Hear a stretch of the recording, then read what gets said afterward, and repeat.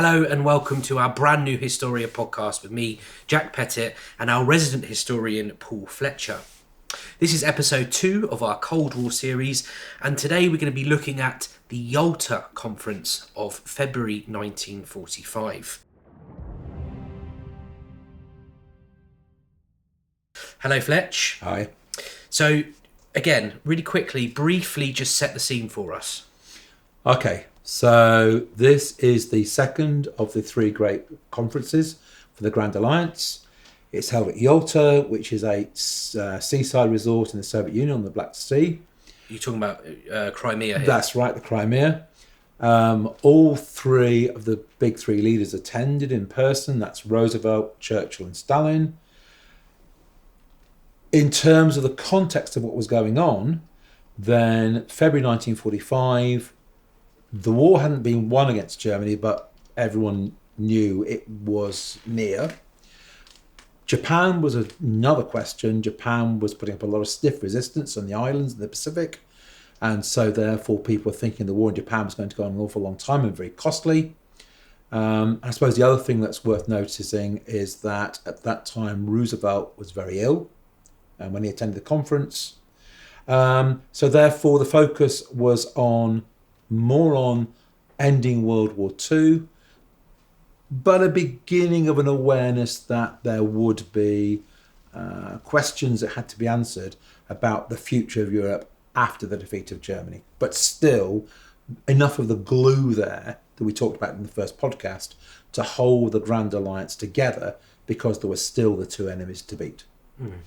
I think it's important noting the relationship between Roosevelt and Churchill here. They've got quite a positive relationship, which we see develop at Tehran and now still at Yalta. So, let's get into it. What is the importance of the Yalta Conference for starting the Cold War? Okay, so I would say to you that I think there are sort of four big things that are decided at Yalta, but equally important is to recognise that in some ways, some of the crucial issues that had to be faced were sort of booted down the road until later on, because some questions actually could not be solved very easily, and people therefore wanted to put off making those decisions until the war had been won. So, and those decisions come back at Potsdam, which is a bit later, but they do, and then even after Potsdam as well. I think what's also crucial to say is, going back to your reference to personal relationships, is that also not only did Roosevelt and Churchill have a good personal relationship, but certainly Stalin and Roosevelt seem to have had a reasonable relationship as well. And as much as one can ever say this of Stalin, Stalin seems to have trusted Roosevelt to a reasonable degree. And certainly Roosevelt tried to make a big effort to understand things from Stalin's point of view. So more of that probably in our next podcast. So basically, I'm going to link a few things together and try to explain how they are important for the development of the Cold War, the start of the Cold War.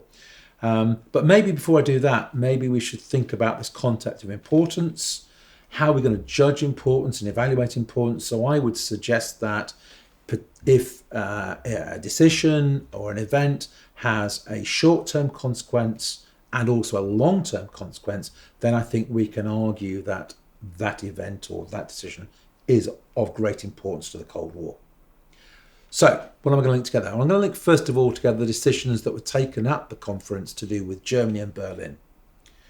So, the decisions that were taken was that in some way, Germany, once it had been defeated, would be divided into 4 zones or 4 sectors, the eastern zone being given to the Soviet Union, and the 3 western zones being given to Britain, America, and France.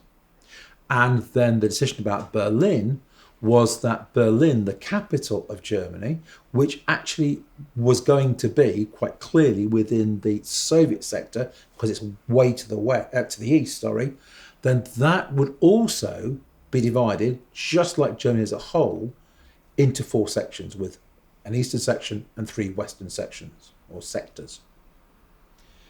Now, I think that is important for the start of the Cold War because, well, actually, on the surface, it looks as though this should not be a cause of the Cold War, because this seems to be an example of how the Grand Alliance is working very, very well. And if you think about it, Stalin was actually making a decision here to allow the Western powers to be in Berlin, which was clearly made as an attempt to make the Grand Alliance a success, because Stalin was under no obligation to do this. And it's way in the eastern sector, so he could have just said, sorry, but I've captured Berlin, or I will be capturing Berlin, I'll be doing the hard work, you guys, I'm going to take it all for myself, so tough. And that actually, ironically, will be the attitude of the Americans when they capture Tokyo. They don't let anybody else share or have a zone within Tokyo. They take it all for themselves. Not even Britain. Not even Britain. Not even Britain. But I would still argue that despite that these two decisions were going to have a short-term and long-term impact and help to both cause and then worsen the Cold War. So in the short term, what they did was that they forced the Allies, the Grand Alliance, to work together or to continue to work together after World War II. You couldn't make it work, the future of Germany work, in isolation. So, they had to be worked together for in terms of reparations and, trade across the various sectors, whatever it's going to be. Okay? And likewise within Berlin, you've got to work together. If you're going to have all four powers working within Berlin, the capital of Germany, within a Soviet zone, they've got to work together. The problem was that, of course, post-war, once the glue had been removed, they couldn't work together. So, for example, the question of reparations became very, very controversial. And then, of course, Stalin began to regret the fact that he got Western powers, within his Soviet zone. Also currency. What were they going to do about new currency? Well, of course, that became a flashpoint.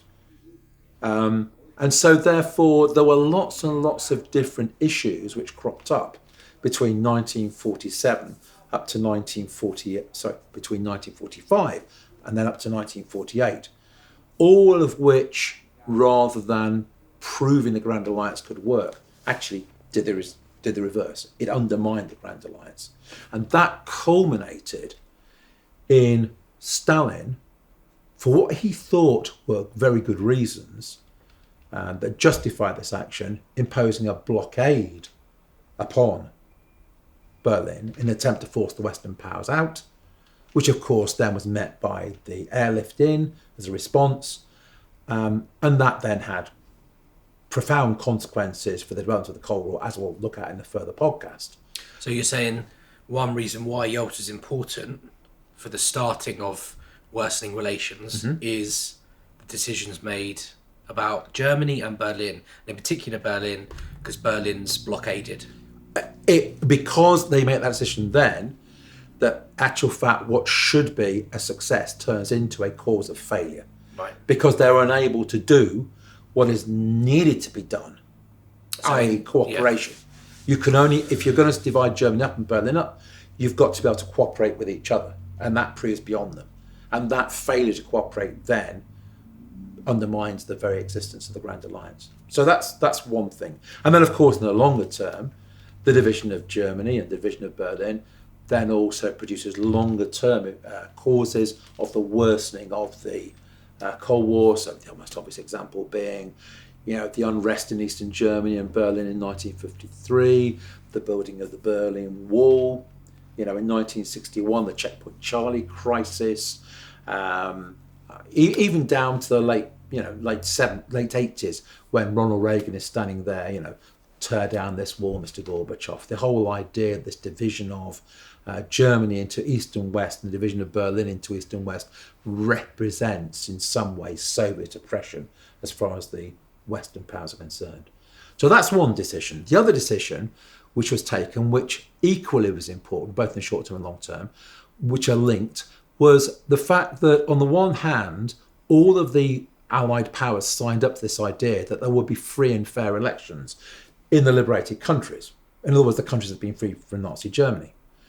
The other decision which was taken was an acceptance, and it was agreed by all three powers, that the Soviet Union would have Eastern Europe as a sphere of influence.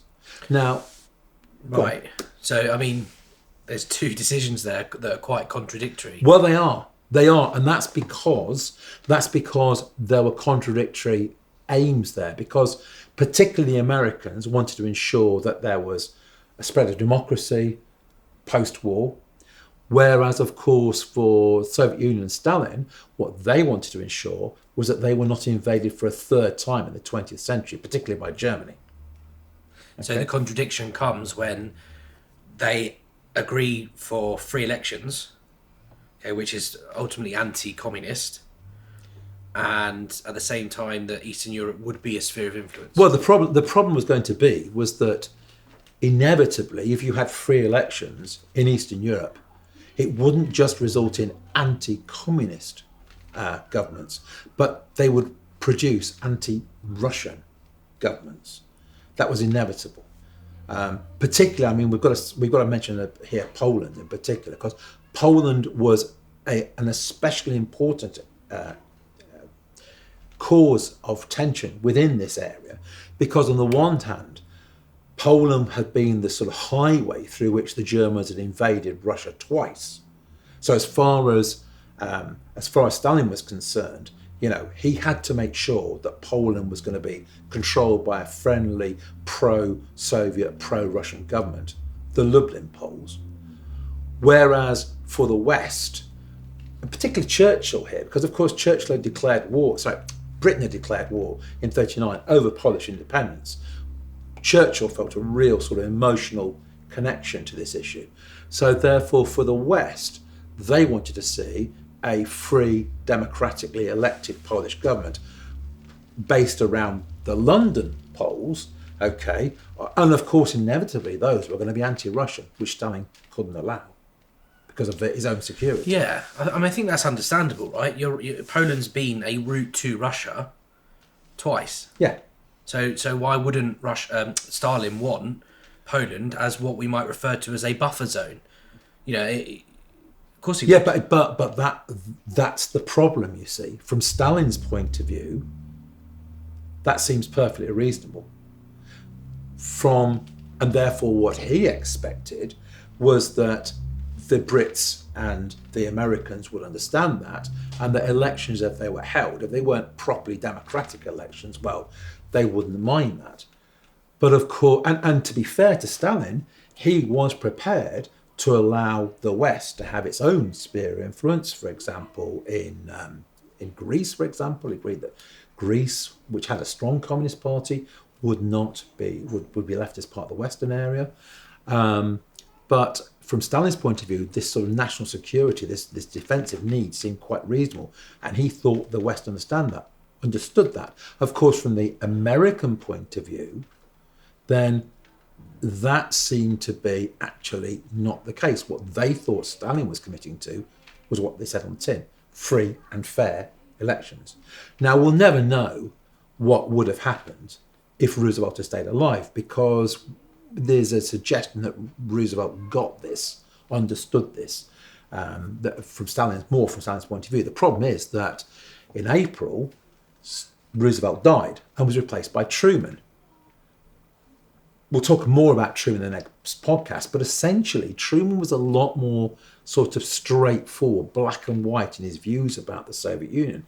He was very fiercely anti-communist, and as far as he was concerned, the failure of the Soviet Union to keep its promises to hold free and fair elections inside Eastern Europe was just a sign of the fact that you couldn't trust the Soviet Union, and the Soviet Union was expansionist. And so therefore, this failure of the Soviet Union to keep its promises was a key sort of background factor in making Truman and the Americans believe that the Soviets could not be trusted, and the only way to therefore deal with them was to get tough.